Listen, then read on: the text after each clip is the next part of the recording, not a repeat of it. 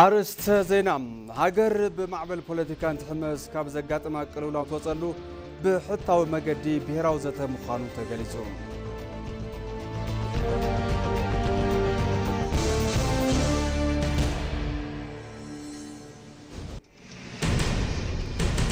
ህዝቢ ትግራይ ኣብ ስጋትን ጭንቀትን ይነብር ከም ዘሎ ካብ ግፍዕን በደልን ዘይሕጋዊ ጉጅለ ህወሓት ተምሊጦም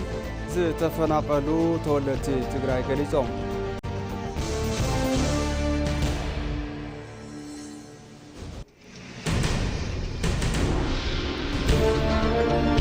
ካብ ዜና ጻይ ዋሽንግተን ምስ ቴህራን ክግበር ዝኽእል ስምምዕ ኒውክሌር ጽኑዕ ቅድመ ኩነት ምእዋጃ ጽዒቡ ኣብ መንጎ ክልቲአን ሃገራት ዝነበረ ወጥሪ ዝያዳ ከም ዘጋድዶ ተሓቢሩ።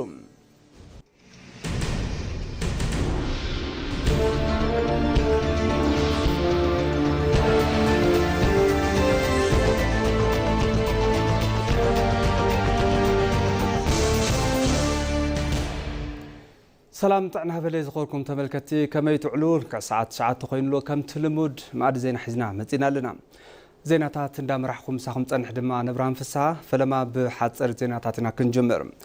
ኮሚሽን ሃገራዊ ዘተ ኢትዮጵያ ንተሳተፍቲ ጉባኤ ሃገራዊ ዘተ ብዝምልከት መብርሂ ይወሃበሎም። እቲ መብርሂ ተሳተፍቲ ኣብ ከይዲ ሃገራዊ ዘተ ክኽተልዎም ዝግባእ መትከላትን መምርሕታትን ግቡእ ንኽተግብሩ ዝሕግዝ ምዃኑ ተገሊጹ ዘሎ። ብተወሳኺ ኣብቲ ጉባኤ ሃገራዊ ዘተ ናይ ሓባር ምርድዳእ ንኽርከብ ግንዛቤ ንምፍጣር ዝዓለመ ምዃኑ እውን ተሓቢሩ። ካብ 8 ሐምለ ጀሚሩ ኣብ ዝካየድ ጉባኤ ሃገራዊ ዘተ ዝሳተፉ ካብ መላእ እቲ ሃገር ዝተወከሉ ተሳተፍቲ ናብ ኣዲስ ኣበባ ምእተዎም ይዝከር።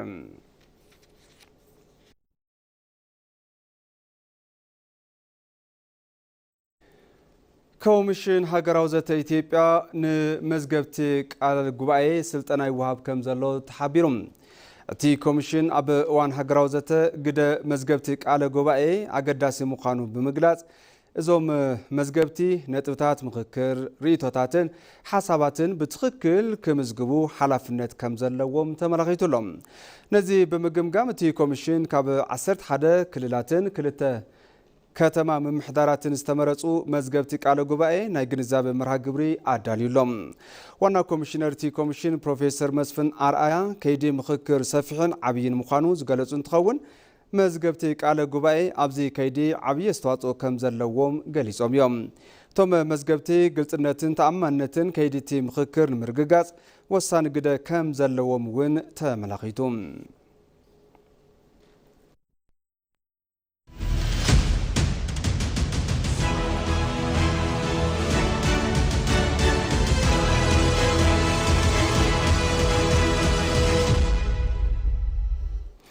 ዜናና ይቕጽል። ህዝቢ ትግራይ ኣብ ስጋትን ጭንቀትን ይነብር ከም ዘሎም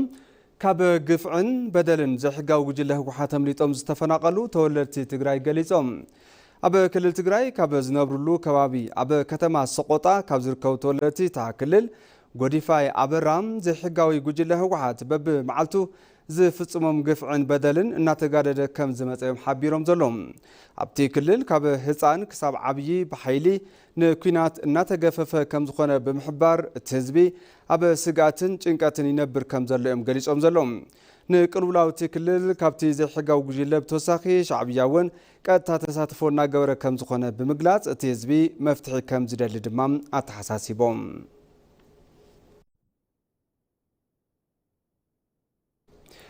ሚኒስትር ጥዕና ዶክተር መቅደስ ዳባ ብወለንታውያን ዝወሃብ ኣገልግሎት ጥዕና ብዙሓት ዜጋታት ተጠቀምቲ እናኾኑ ከም ዘለው እዩ ገሊጸን ዘሎ። እተን ሚኒስትር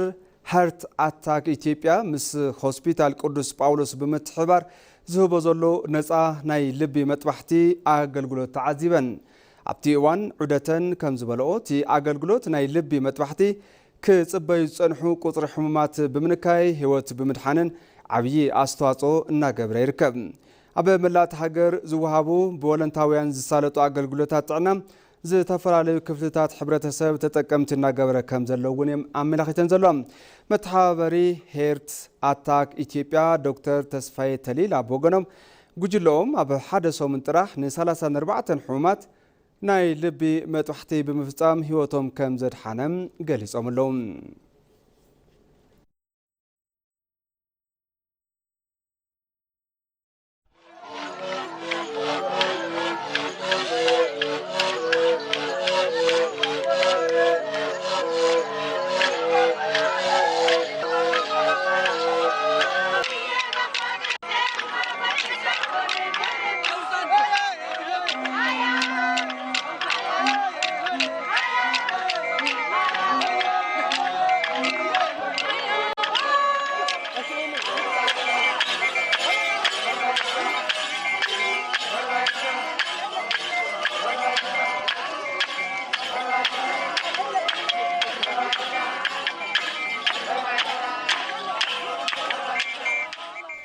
معد زينا أخو ما بمكتال تركو تملكتي حزر ما بزرزر نابز حزنام زيناتاتي كحلفكم حجر بمعبل بوليتيكان بترقاوي كرتاتاتن تحمس كاب زقات ما قلولاو توصلوا بحطاو مقدي بهراو زتا مخانو تقاليتهم يخون برتي زتا عود زخون نكلو انتسات افتراح كم زخون اي تملاقيتو زلوم نصابصاب سادات محمد ساني ملوبرهان قرمعي ኣብ ታሪክ ሓንቲ ሃገር ማዕበል ፖለቲካ እንትብርትዕ ሕቱምነት እንተልውን ሱር ዝሓዙ ቁስልታት ዘመን ትሳገሩ ሃገር ኣብ ጭንቃት ያምርኣይ ሓድሽ ነገር ኣይኮነን ኣብ ከምዚኦም ዝኣመሰሉ ኩነታት ዝኣትዉ ሃገራት ካብቲ ማዕበል ወፂኦም ንሰላም ኢድ ዘብሉ ቁልፊ መንገዲ ብሄራዊ ዘተ ከም ዝኾነ ተሞክሮ ዓለም የርኢ እዩ ሓቀኛን ዕውዝ ዘተ ዘዕቀን ድምፂ ኩሎም ዜጋታት ማዕርን ትስማዕ እዩ ኣብ ደቡብ ኣፍሪካ መንጎ ጸለምትን ጻዓዱን ዝነበረ ስርዓት ኣፓርታይድ ናብ መንገዲ ዲሞክራሲ እንትሳገር እቲ ኸይዲ ዕውት ክኾን ዝኻለ መራሕቲ ፖለቲካ ስለዝተስማምዑ ጥራይ ኣይኮነን ማሕበረሰብ ሲቪል ኣቦታት ሃይማኖትን ማሕበራት ሰራሕተኛታትን እትስሩዕ ህዝቢ ማዕረ ድምጾም ዘስምዑሉ መድረኽ ብምፍጣር እዩ ነዚ እውን እዩ በብመድረኹ አካታትን ግልጸኝነት ህርመት ልቢ ዘተ ምዃኖም ዝግለጽ እጅግ አካታች እና አሳታፊ በሆነ መንገድ ከኢትዮጵያውያን ከራሳቸው አጀንዳውን ነቅሶ በማውጣት አዚዮ አካታትን አሳታፍን ብዝኾነ መንገዲ ካብ መላእ ኢትዮጵያ አጀንዳ ፍሊና ብምምጻ ዘይረዳድኡና ጉዳያትን ዛንታታትን ናብ ቅድሚት ብምምጻ ባዕሎም ዝወከልዎም ተወከልቲ ተሳትፎ ገይሮም ናብ ምርድዳ ንኽበጽሑ ምግባሪ ዕላማ ኮሚሽን ሃገራዊ ዘተ ፕሮሰሱ አካታች ፕሮሰሱ ተጠያቂነት ያለበት ፕሮሰሱ ከይድት ዘተ አካታትን ተሓታትነት ዘለዎ ረብሓ ኢትዮጵያ መሰረት ዝገበረን ልዕሊ ኩሉ ድማ ድምፂ ኩሎም ዜጋታት ዝስምዓሉ ክኾን ይግባእ ነቲ ኸይዲ ምእማን ተኽኢልና ውፅኢቱ እውን ዝእመን እዩ ዝኸውን እቲ ኮሚሽን ክሳብ ሕዚ ኣብ ዝሳለጡም ተግባራት ብፍላይ እውን አጀንዳ ኣብ ምእካብ ካብ አጀንዳ ልሂቃን ፖለቲካ ወፂኡ ኣብ ታሕቲ ናብ ዘሎ ማሕበረሰብ ምውራድ ክኢሉ እዩ ኣብ አዲስ አበባ ናብ ካልኦት ከባቢታት ኢትዮጵያ ዝተረኣየ ምንቅስቃስ ነዙይ መርኣያ እዩ በውይይት የመጣ አጀንዳ በመግባባት ላይ ደረጃ የተወያየበት ማህበረሰብ ያመነበት ዜጎች የተስማሙበት በዘተ ዝመጻ አጀንዳ በብርክም መርድዳ ዘተ ዝተሳለጠሉን ማህበረሰብ ዝኣመነሉን ዜጋታት ተረዳድኡሉ ሐሳቦም ዝኣትወሉ ሃገራዊ ህንጸት ቀጻልነት የረጋግጽ እዩ ዕላማ ዘተ ኢትዮጵያ ጊዜያዊ ፈታሕ ፖለቲካ ምርላይ ኾነን ዘበናት ኣብ ህንጸት ሃገረ መንግስቲ ዘጋጠሙ መስፈርታት ብምሕካም ንወለዶ ዝተረፍ ጽኑዕ መሰረት መቕማጥ እዩ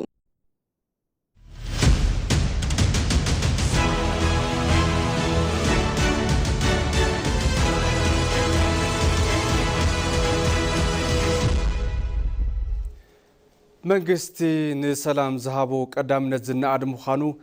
ኣባል ቤት ምክሪ ውድብ ስምረት ኣይተጣዕመ ዓረዶም ገሊጾም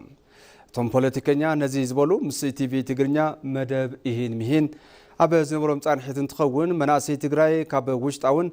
ግዳማውን ኩናት ርእሶም ንከድሕኑውን ተሓሳሲቦም ኣለዎም ጌታቸው ዓለሞ ዘራሪቦም ኣሎ ተኻትና ንመለስ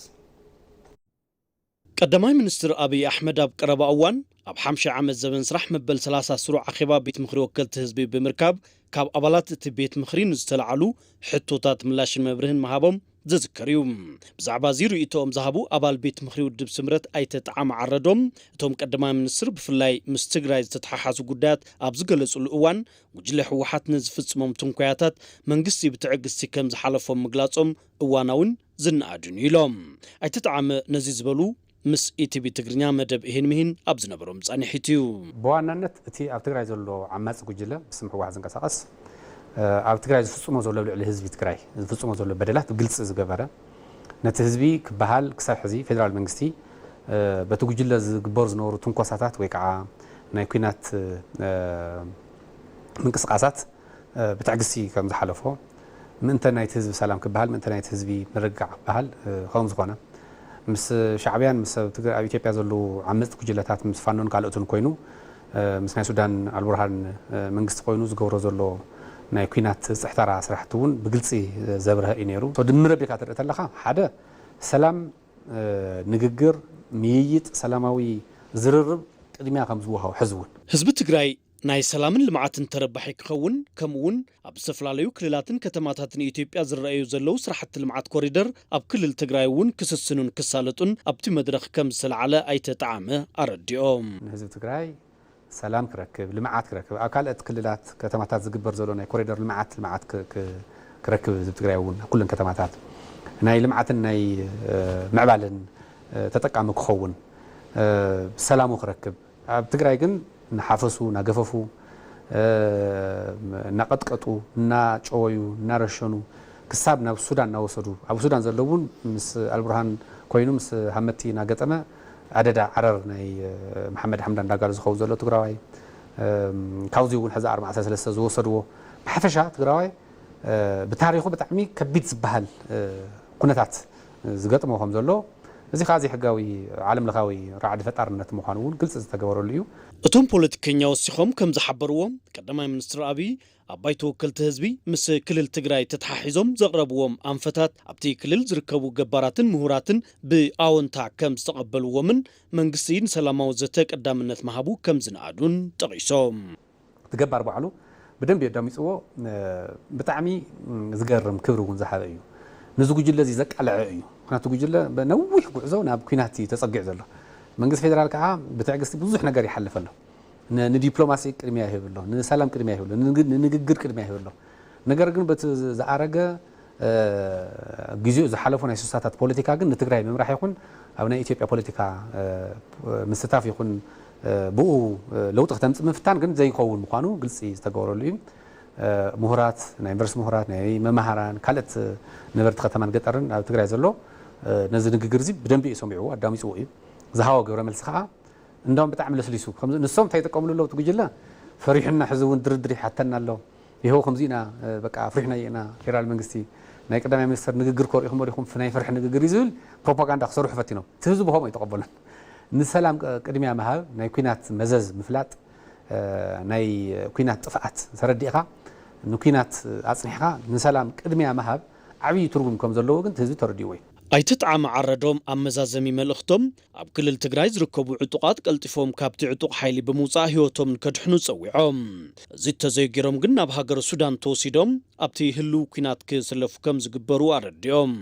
ብተመሳሳሊ ኣብ ሱዳን ዝርከቡ ሓይልታት ብሰላማዊ መገዲ ናብ ሃገሮም ክምለሱ ዝፀውዑ ክኾኑ ከለዉ ኣብ መላእ ትግራይ ዝርከቡ መናእሰይ እውን መሰሎምን ድሕንነቱን ንምሕላው ተወዲቦም ንክንቀሳቐሱ ሓቲቶም ሕዚ እውን ኣብ ሰራዊት ዘለኹም ተጋደልቲ ቀልጢፍኩም ውፅኡ ናብ ሱዳን ወሲዶም ኣደዳ ሞት ጥራሕ ገበርኩም እዮም ዓለም ኣብ ሱዳን ዝግበር ዘሎ ናይ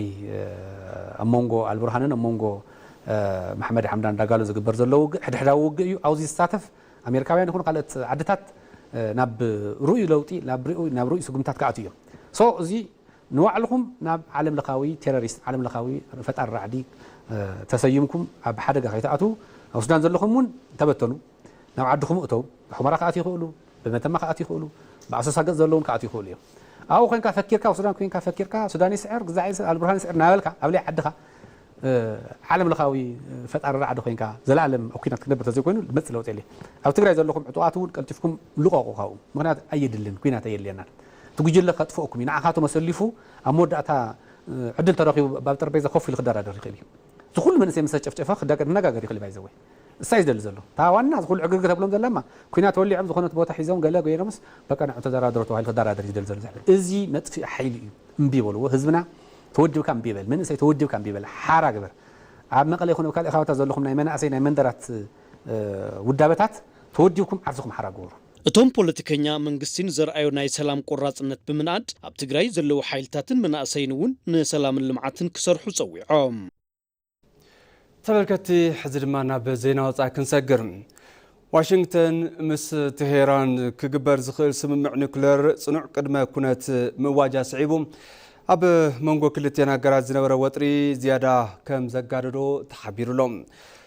ዋል ስትሪት ጆርናል ንላዕለዎት ሰበስልጣን ኣሜሪካ ብምጥቃስ ምምሕዳር ትራምፕ ምስ ቴሄራን ብኒውክለራዊ ስምምዕ ናይ ምብጻሕ ተኽእሎኡ ኣዝዩ ትሑት ምዃኑ ይገልጹ ዘሎ ኣሜሪካ እቲ ስምምዕ ንኽፍጸም ካብ ዘቐመጠቶም ቅድመ ኩነታት ሓደ ቁልፊ ጠለብ ኢራን ነቲ ኣብ ትሕቲ መሬት ዝዓቆረቶም ዝማዕበለ ዩራኒየም ሙሉእ ብምሉእ ንዋሽንግተን ከተረክቦ እዩ ኣሜሪካ ንኢራን ኣብ ዝሃበቶ ናይ መወዳእታ መጠንቀቕታ እታ ሃገር ኣብ ልዕሊ ዝኾነ ንግዳዊ መራኽብ ከይትትኩስ ብግልፂ ቃል ክትኣቱን ነቲ መስመር ክፉት ክትገብሮን ጠሊባላ ይኹን እምበር ላዕለዎት ሰበስልጣን ኣሜሪካ እዚ እንተይፈጸሙ እንተዘይተፈጺሙ ንኢራን ዘስዕቦ ሳዕብን ጽቡቕ ከም ዘይኸውን እዮም ኣጠንቂቖም ዘለዉ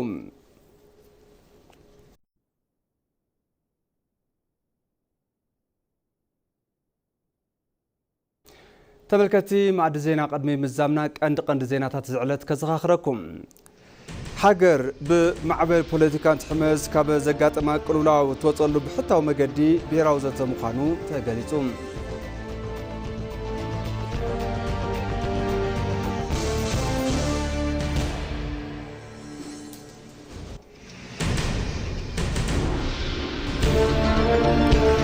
ህዝቢ ትግራይ ኣብ ስጋትን ጭንቀትን ይነብር ከም ዘሎ ካብ ግፍዕን በደልን ዘይሕጋዊ ጉጅለ ህወሓት ኣምሊጦም ዝተፈናቐሉ ተወለድቲ ትግራይ ገሊጾም